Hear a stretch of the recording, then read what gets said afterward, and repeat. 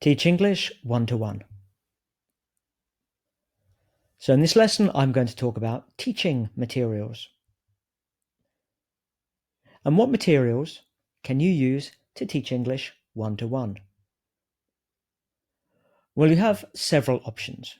You can use course books, books designed to be used by teachers in the language learning classroom with their students. You can use authentic materials. You can use teacher-generated materials, or you can use learner-generated materials. So first of all, course books or published materials.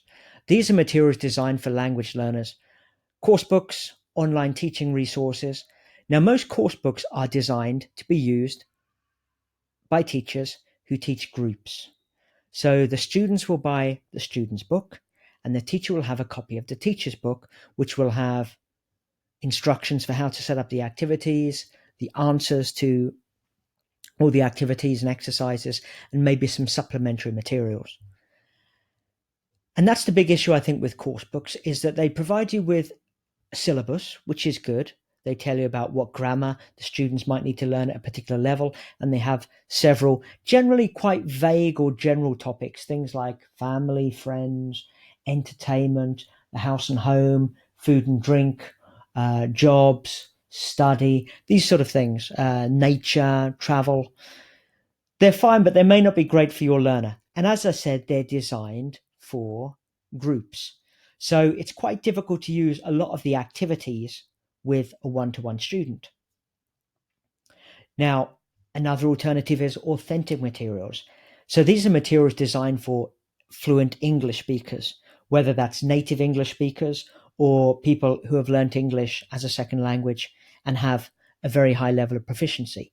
So these are newspapers, radio shows, blogs, brochures, promotional materials, YouTube videos, anything that you or I or any other fluent English speaker would use, either for entertainment or for informational purposes.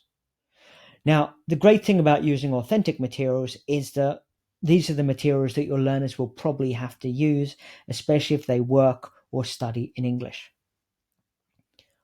or if they live in an English-speaking country. On the other hand, these materials are quite difficult in terms of the content and in terms of the language level, so they may not be appropriate for lower level learners. If they're too difficult, then your learners will maybe become quite dissuaded and demotivated. So with authentic materials, you really have to look for materials that are aimed or positioned at the right level for your learner. But I would say that anyone who's sort of upper intermediate, advanced or above, that's B2, C1, should be dealing with a lot of authentic materials. And students often find them very motivating. Now, another option is teacher-generated materials. So this is where you design the materials yourself based on what you think the learner needs.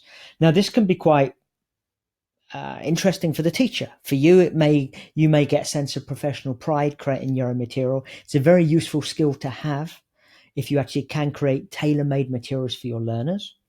But of course, it can be time-consuming. Now, the other option is learner-generated materials. So these are the materials written by your learner. Okay. Now, getting your learners to actually create their own materials can be quite challenging, but often you'll find that, especially with one-to-one adult learners, they may be working. It's very common with business English learners. They may be working, so they have to send emails, or they have to write reports, or they have to give presentations. And so your learner will actually use those materials as the basis, the content in the class. So if they're writing emails, you can look at these emails and you can go through them and suggest ways to improve them, to modify them. And this can be really, really useful for your learner, because actually you are helping them do exactly what they need in their professional life in English. Okay. But of course, some learners may not feel comfortable with actually using their materials in the classroom, or if they are materials that are used by them for their job, they may not be able to actually use those materials because of confidentiality reasons. But there are a few options. As I said, there are so many online materials now that it's not difficult to find useful, appropriate, and engaging materials for your learners.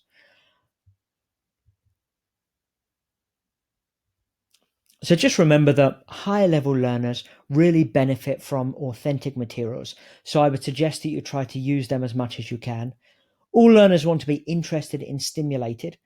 And if you can, try to encourage the learner to take some responsibility for choosing the materials that you use in class.